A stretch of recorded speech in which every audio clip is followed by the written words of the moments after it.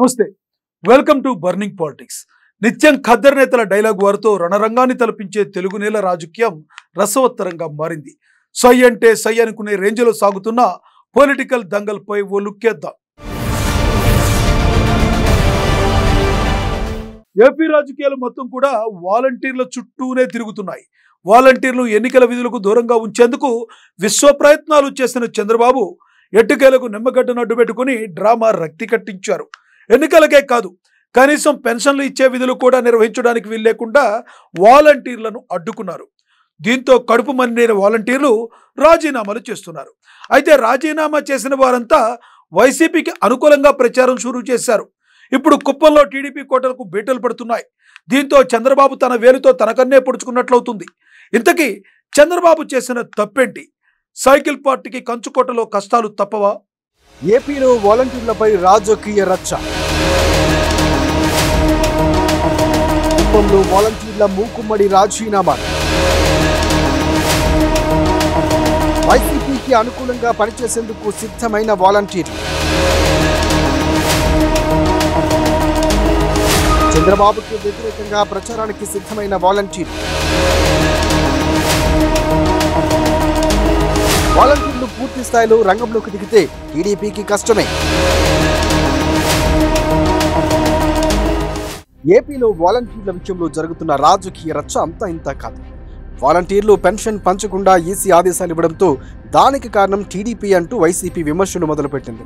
అదే సమయంలో పెన్షన్లు అందక కొందరు వృద్ధులు, దివ్యాంగులు ఇబ్బందులు పడ్డారు. కొందరు వృద్ధులు ప్రాణాలు కోల్పోయారు.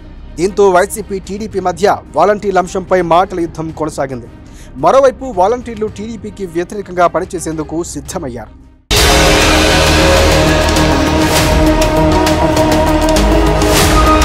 వాలంటీర్లుగా ఉంటూ ప్రభుత్వం కోసం పనిచేయడం సాధ్యం కాదు కాబట్టి కొందరు వాలంటీర్లు రాజీనామాలు చేస్తున్నారు. వైసీపీకి అనుకూలంగా ప్రచారం చేసేందుకు సిద్ధమవుతున్నారు. తాజాగా చంద్రబాబు నియోజకవర్గమైన కుప్పంలో కూడా వాలంటీర్లు రాజీనామా చేశారు. కుప్పం నియోజకవర్గంలోని 384 మంది వాలంటీర్లు ఒకేసారి రాజీనామా చేశారు.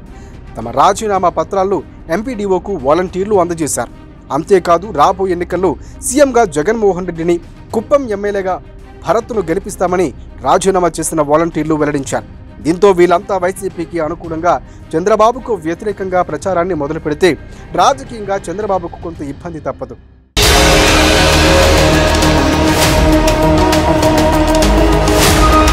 ఇప్పటికే కుప్పంలో మునుపటి పరిస్థితులు లేవు. చంద్రబాబుకు వ్యతిరేకంగా కుప్పంలో వైసీపీ అనేక ప్రణాళికలతో ముందుకు వెళుతోంది. చంద్రబాబును ఓడించడమే లక్ష్యంగా పనిచేస్తోంది. చంద్రబాబు విజయం సాధించినా మునుపటి మెజార్టీ కష్టమే అని అంటున్నారు.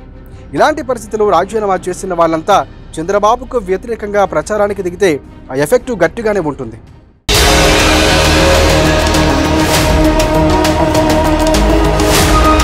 బాబు సీఎం అయితే పెన్షన్లు, పథకాలు రావని వీళ్ళంతా ప్రచారం చేసే అవకాశం ఉంది. దీంతో బాబు గెలుపు అవకాశాలన్నీ సన్నగిల్లుతాయి. అయితే ఈ పరిస్థితి కుప్పంలోనే కాదు, రాష్ట్రంలో అనేక చోట్ల కూడా ఉంది. ఇప్పటి వరకు ఏపీలో 1500 మందికి పైగానే వాలంటీర్లు రాజీనామా చేశారు. వాళ్ళంతా వైఎస్ఆర్సీపీ కోసం పనిచేయడానికి ముందుకు వెళుతున్నారు. ఇప్పటికే పెన్షన్లు ఆలస్యమయ్యేందుకు టీడీపీయే కారణమని వైసీపీ వాలంటీర్లు ఊళ్ళో ప్రచారం చేస్తున్నారు. దీంతో టీడీపీపై కొంత వ్యతిరేకత పెరిగింది.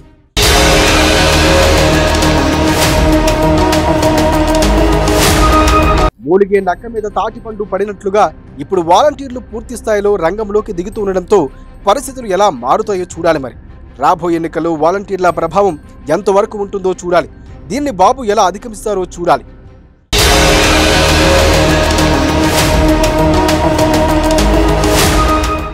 సీఎం రేవంత్ గులాబీ బాస్ కి స్ట్రాంగ్ వార్నింగ్ ఇచ్చారు. లెక్కకు లెక్క బదులిచ్చేందుకు సిద్ధమయ్యారు. చెర్లపల్లి జైల్లో చెప్పకూడు తప్పదని వైబ్రేషన్స్ పంపారు. కాళేశ్వరంతో మొదలుపెట్టి ట్యాపింగ్ అంశంతో చుక్కలు చూపిస్తున్నారు. మొత్తంగా కేసీఆర్ ను టార్గెట్ చేసిన రేవంత్ తుక్కుగూడ సభ వేదికగా సింహంలా జూలు విధించారు. కారు అధినేతకు కాంగ్రెస్ బాస్ చేసిన వార్నింగ్ ఏంటో ఓసారి చూద్దాం. గులాబీ బాస్ పై కన్నెర్ర చేసిన సీఎం రేవంత్. కేసీఆర్ కి చర్లపల్లి జైలు తప్పదని హెచ్చరికలు. రేవంత్ పర్యటనతో గులాబీ శ్రేణుల్లో గుబులు.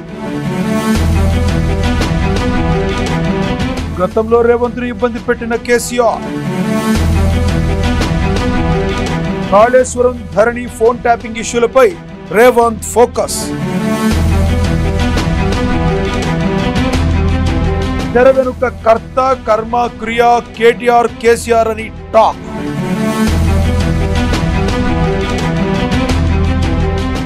బీఆర్ఎస్ అధినేత మాజీ సీఎం కేసీఆర్ పై రివెంజ్ తీర్చుకోవడానికి సీఎం రేవంత్ రెడ్డి సిద్ధమయ్యారా? గులాబీ బాస్ అధికారంలో ఉన్నప్పుడు తనను ఎలాగైతే ఇబ్బందులకు గురి చేశారో ఇప్పుడు అదేలాగా కేసీఆర్ ను చేయడానికి రంగం సిద్ధం చేశారా? అంటే పదే పదే రేవంత్ చేస్తున్న కామెంట్స్ ని బట్టి చూస్తే అక్షరాల ఇదే నిజమనిపిస్తుంది. అంతేకాదండోయ్, చర్లపల్లి జైలుకి పంపుతామని స్వయంగా రేవంతే ప్రకటించడంతో గులాబీ పార్టీలో గుబులు మొదలైంది. దీంతో ఎప్పుడేం జరుగుతుందోనని బీఆర్ఎస్ శ్రేణుల్లో ఆందోళన మొదలైంది.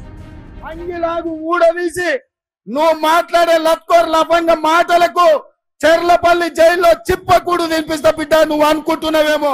అంగిలాగు ఊడదీసి నువ్వు మాట్లాడే లత్కోర్ లఫంగ మాటలకు చెర్లపల్లి జైల్లో చిప్పకూడు తినిపిస్తా బిడ్డ నువ్వు అనుకుంటున్నావేమో.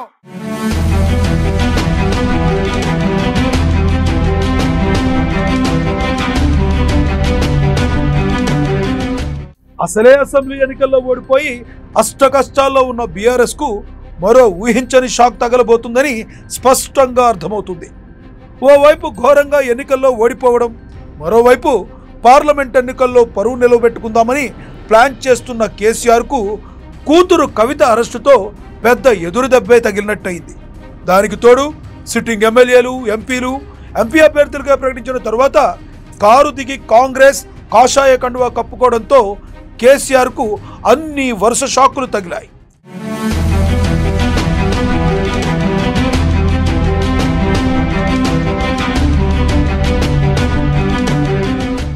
తానొకటి తలిస్తే దైవం ఒకటి తలిచాడని సరిగ్గా ఇదే టైంలో ఇక పార్టీ మనుగడే లేకుండా పోతుందేమో అని గ్రహించిన కేసీఆర్ రైతన్నల బాధలను తెలుసుకోవడానికి పొలం బాట పట్టారు. వర్షాలు లేక ఎండిపోయిన పంట పొలాలను పరిశీలించి నష్టపరిహారం చెల్లించాలని రేవంత్ సర్కార్ను డిమాండ్ చేస్తూ వస్తున్నారు. ఇంతవరకు అంతా ఓకే గాని అధికారంలోకి వచ్చి సరిగ్గా 4 నెలలు కూడా కాకుండానే ప్రభుత్వాన్ని టార్గెట్ చేయడం, వ్యక్తిగతంగా మాట్లాడుతుండడంతో రేవంత్ కు ఎక్కడో గట్టిగానే మండినట్టుంది. ఇక్కడ బాధ కలిగే విషయం ఏంటంటే, నేను కూడా దుఃఖంతో చెప్తున్న మాట ఏంటంటే, కాలం కాకపోతేనేమో రైతు ఇంత నష్టపోడు, కాలం కాలేదని దేవుణ్ణో ధర్మాన్నో తిట్టుకుంటాడు, పంట వేయడు. కానీ ఇక్కడ పంట వేసి పెట్టుబడి పెట్టి ప్రతి ఊర్లో కూడా వాళ్ళు రోధిస్తున్నది బాధపడకుండా ఇలా మగ్దుంపూర్లో కానీ ప్రతి చోట చెప్పింది ఏంటంటే 25,000 పెట్టమని కొందరు, 28,000 పెట్టమని కొందరు, 22,000 పెట్టమని కొందరు. ఒక్కొక్క రైతు ఎకరానికి ఎంత పెట్టుబడి పెట్టిండో ఇంత పెట్టుబడి పెట్టి గగ్గపాలైన సార్ అని వాళ్ళు మొత్తుకుంటా ఉన్నారు. మేము వేయకపోతే బాధలేదు, కానీ కారణం ఏంది? రైతు బంధు మీద ఒక అరాకిరి. అది ఎప్పుడు వేస్తారో ఎప్పుడు వేయరో చెప్పకపోవడం, 7 ఎకరాలని 3 ఎకరాలని 4 ఎకరాలని దానిలో తొండి పెట్టి అసలు వస్తుందా రాదా ఒక కన్ఫ్యూజన్ గురి చేయడం రైతులను. నిన్న మొన్నటి దాకా ఇప్పటికి కూడా ఇంకా పూర్తిగా వేయలే, రైతులకు 100% వేయలే. ఇంకా దాని మీద ఒక పాలసీ లేదు, ధైర్యం లేదు, చెప్పే తెలివితేటలు లేవు, అదొక వైఫల్యం. అదేవిధంగా నేను మొన్న మాట్లాడితే ఇంత గలీజ్గా అంటే ఒక ముఖ్యమంత్రి స్థాయిలో 100 రోజులలో 200 మంది రైతులు చచ్చిపోయిన 200 పైచీలు కానీ నేను చెప్తే 48 గంటల్లోగా ఇవ్వండి మేము వాళ్ళకు నష్టం ఇస్తామని చెప్పినారు. మేము 4 గంటలనే ఇచ్చినాం.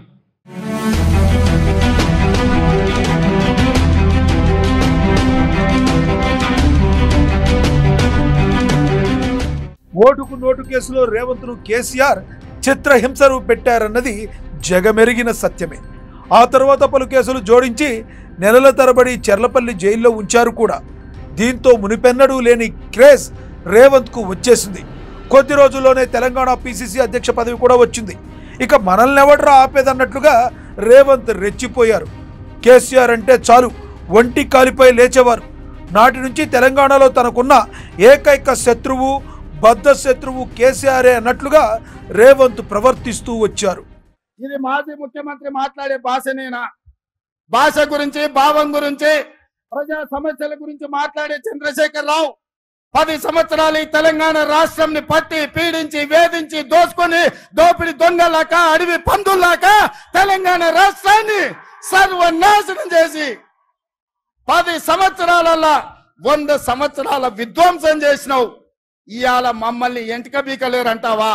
మా కాంగ్రెస్ పార్టీ కార్యకర్తలు అనుకుంటే నీ ముడ్డి మీద డ్రాయర్ కూడా ఉండదు పీకడం మొదలు పెడితే బిడ్డ.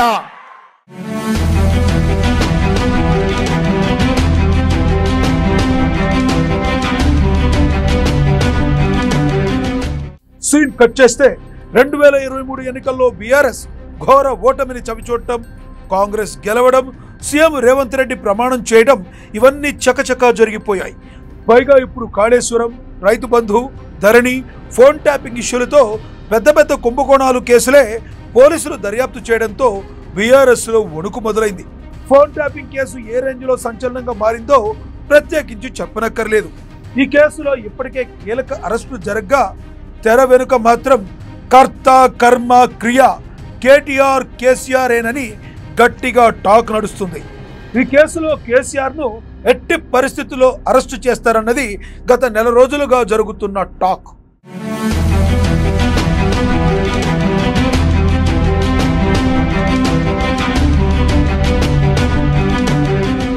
ఇన్ని రోజులు కేసీఆర్ గురించి మాట్లాడకుండా మర్యాదపూర్వకంగానే ఉన్న రేవంత్ ఒక్కసారిగా తుక్కుగూడ జనజాతర వేదికగా జూలు విదిల్చారు. కేసీఆర్ ఏది పడితే అది మాట్లాడితే చూస్తూ ఊరుకుంటామని అనుకుంటున్నావేమో, సమస్యే లేదు, తానేం జానారెడ్డిని కాదని రేవంత్ రెడ్డిననే విషయం మర్చిపోకండి బిడ్డ అని స్ట్రాంగ్ వార్నింగ్ ఇచ్చారు. ఆనాడు చెప్తున్నా, ఈనాడు చెప్తున్నా, పేదలకు ఎక్కడా కేసీఆర్ డబుల్ బెడ్రూమ్లు కట్టనివ్వలేదని మండిపడ్డారు. కేసీఆర్కు చర్లపల్లి జైల్లో డబుల్ బెడ్రూమ్ ఇల్లు కట్టిస్తానని హెచ్చరించారు. ఎట్టి పరిస్థితుల్లో చర్లపల్లి జైల్లో కేసీఆర్కు చెప్పకూడు తినిపిస్తానని వార్నింగ్ ఇచ్చారు రేవంత్.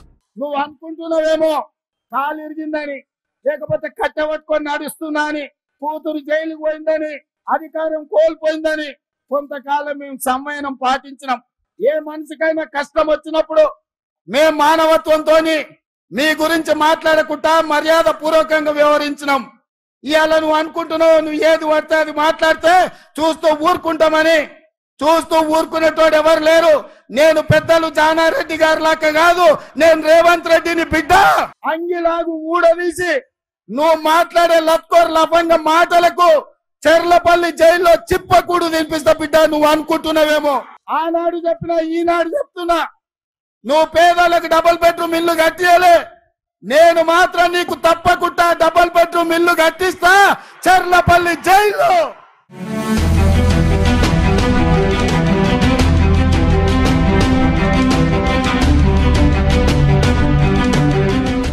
పేదలకు డబుల్ బెడ్రూమ్ ఇల్లు కట్టివని కేసీఆర్కు తప్పకుండా చెర్లపల్లి జైల్లో డబుల్ బెడ్రూమ్ కట్టిస్తానని హెచ్చరించారు. బిడ్డ, కొడుకు, అల్లుడు అందరూ కలిసి ఉండేలా ఇల్లు కట్టిస్తానని హెచ్చరించారు. ఏది పడితే అది మాట్లాడితే చూస్తూ ఊరుకోనని కేసీఆర్కు రేవంత్ రెడ్డి స్ట్రాంగ్ వార్నింగ్ ఇచ్చారు. మొత్తంగా రోజు రోజుకు తెలంగాణ రాజకీయాలు హాట్గా మారుతున్నాయి. కేసీఆర్ అరెస్ట్ అయినా పెద్దగా ఆశ్చర్యపోవక్కర్లేదేమో.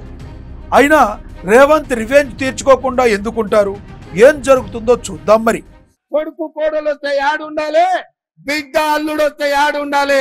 అందరు కలిసి చెర్లపల్లి జైల్లో ఉండేటట్టు మీకు డబుల్ బెడ్రూమ్ ఇల్లు కట్టించే బాధ్యత మా లక్షలాది మంది కాంగ్రెస్ పార్టీ కార్యకర్తలు తీసుకుంటారని చెప్పి నేను ఈ వేదిక మీద నుంచి చెప్పదలుచుకున్నా. ఇవాళ చంద్రశేఖరరావు గారిని నేను అడుగుతున్నా, ఆనాడు పల్లెల్లో, తండాలలో, గూడాలలో ఇందిరమ్మ ఇండ్లు 25 లక్షలు మేము కట్టించినాం.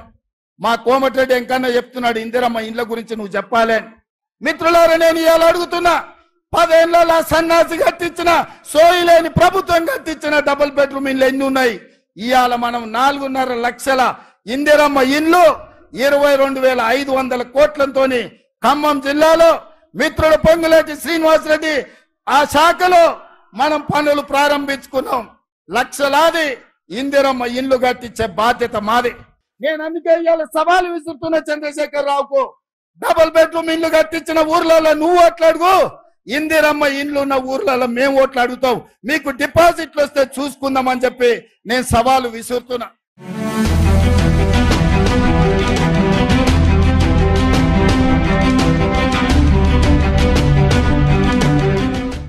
షర్మిల రాక కడప టీడీపీని కలవరపెడుతుంది. వైసీపీని ఓడించాలని తమ్ముళ్లు తహతహలాడుతున్నారు. అయితే కడప టీడీపీ ఎంపీ అభ్యర్థి విషయంలో సైకిల్ టీం వెనకాడుగుతుంది. ఇప్పటికే వైఎస్ ఫ్యామిలీ పేరుతో టీడీపీ క్యాండిడేట్ సైడ్ అవుతున్నారనే టాక్ నడుస్తుంది. షర్మిలతో మాత్రం సైకిల్ ఓటింగ్ చేయలేదని తెలుస్తుంది. ఇంతకీ తమ్ముళ్ళు ఎటువైపు ఉండబోతున్నారు? కడపలో టీడీపీ ఎన్నో స్థానంతో సరిపెట్టుకోబోతుంది? షర్మిల రాకతో చంద్రబాబుకి కష్టం తప్పదా? కడపలో ఆసక్తి రేపుతున్న రాజకీయం. షర్మిల రాకతో రక్తి కట్టిస్తున్న కడప పోరు.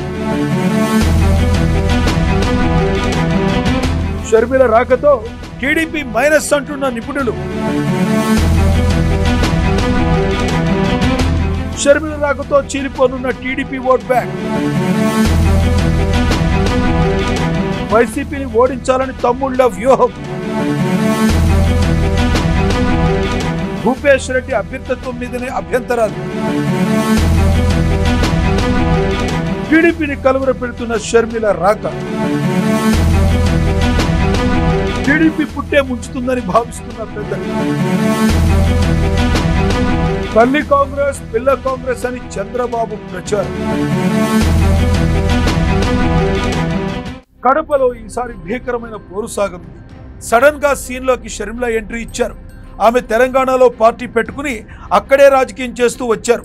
అటువంటిది ఆమె ఏపీకి షిఫ్ట్ అవడం ఒక ఎత్తు అయితే, ఆమె కడప నుంచే పోటీలోకి దిగాలనుకోవడం సంచలన పరిణామాలకు దారితీస్తుంది. అయితే వైఎస్ కుటుంబంలో చీలిక రావడం వల్ల వైసీపీ ఓట్లు తగ్గిపోయిన ఫలితంగా వైసీపీ ఓటమి చెందుతుందని టీడీపీ ఇప్పటిదాకా భావిస్తూ వచ్చింది. కానీ ఇప్పుడు జరుగుతుంది వేరుగా ఉంది. షర్మిల కడపలో ఎంపీగా పోటీ చేస్తున్నారు.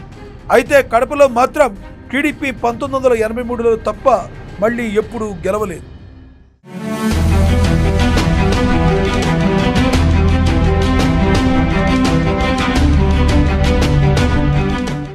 వైఎస్ ఫ్యామిలీకి కంచుకోటగా ఉన్న సీటులో టీడీపీ ఎంపీ అభ్యర్థిగా భూపేష్ రెడ్డి రంగంలోకి దిగుతున్నారు. ఆయన ఎన్నికల్లో పోటీ చేయడమే మొదటిసారి అనుకుంటే, ఆయన జమ్మలమడుగు అసెంబ్లీ టికెట్ అడిగితే ఎంపీగా పంపిస్తున్నారు. దాంతో టీడీపీలో అయితే దీని మీద అసంతృప్తి ఉంది. ఇంకోవైపు టీడీపీకి కడప పార్లమెంట్ సెగ్మెంట్లో దాదాపుగా 4 లక్షలకు పైగా ఓట్లున్నాయి. ఇప్పుడు చూస్తే వైసీపీని ఓడించాలన్న కసి టీడీపీ తమ్ముళ్లకు ఉంది. కానీ భూపేష్ రెడ్డి అభ్యర్థిత్వం మీదనే అభ్యంతరాలు వ్యక్తమవుతున్నాయి. దీంతో వారంతా షర్మిల వైపు చూస్తున్నారని టాక్ నడుస్తుంది.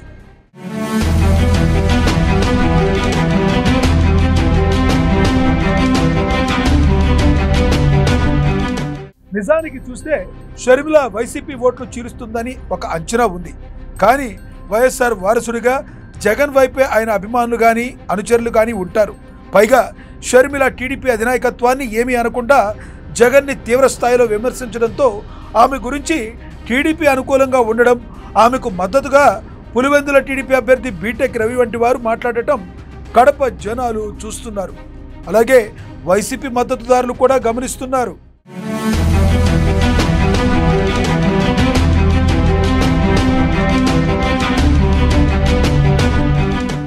మరోవైపు చూస్తే గత నెలలో నిర్వహించిన వైఎస్ వివేక వర్ధంతి కార్యక్రమానికి టీడీపీ నేతలే వేదిక మీద షర్మిలతో కనిపించారు.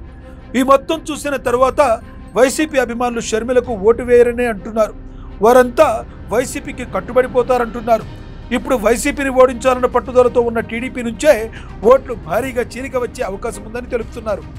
ఎందుకంటే వైసీపీ వర్సెస్ షర్మిల అన్నట్లుగా కడప ఎంపీ ఎన్నిక మారితే టీడీపీ ఓటు ఖచ్చితంగా షర్మిల వైపే టర్ను తిరుగుతుందంటున్నారు.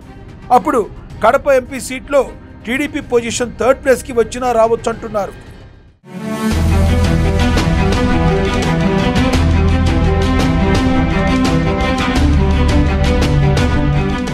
షర్మిల రాకతో ఇప్పుడు టీడీపీ పెద్దలు కలవరపడుతున్నారంటున్నారు. ప్రతి ఎన్నికల్లోనూ ఓడిన 2nd ప్లేస్ టీడీపీదే కడపలో ఉండేది. ఇప్పుడు అలా కాకుండా 3వ ప్లేస్కి మారిపోతే ఆ ప్రభావం కేవలం కడపకే పరిమితం కాదని, మిగిలిన చోట్ల కూడా ఉంటుందని, చివరికి పుట్టే మునుగుతుందని టీడీపీ పెద్దలు భావిస్తున్నారట. అందుకే టీడీపీ అధినేత చంద్రబాబు తల్లి కాంగ్రెస్ పిల్ల కాంగ్రెస్ అని పాత ప్రచారాన్ని కొత్తగా ప్రారంభించారంటున్నారు. అయితే దానికంటే ముందు కడపలో టీడీపీ బలమైన అభ్యర్థిని పెట్టాలంటున్నారు. అదే జరిగితే ఓట్లు చీలి వైసీపీ భారీ మెజారిటీతో గెలుస్తుందనే వ్యూహంలో టీడీపీ ఉంది.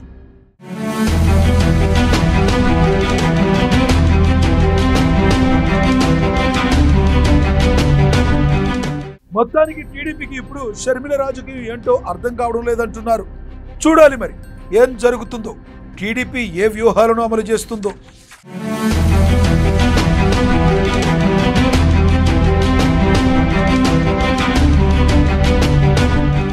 ఇది ఈరోజు బర్నింగ్ పాలిటిక్స్. మరిన్ని రాజకీయ విశేషాలు రేపటి బర్నింగ్ పాలిటిక్స్ లో చూద్దాం.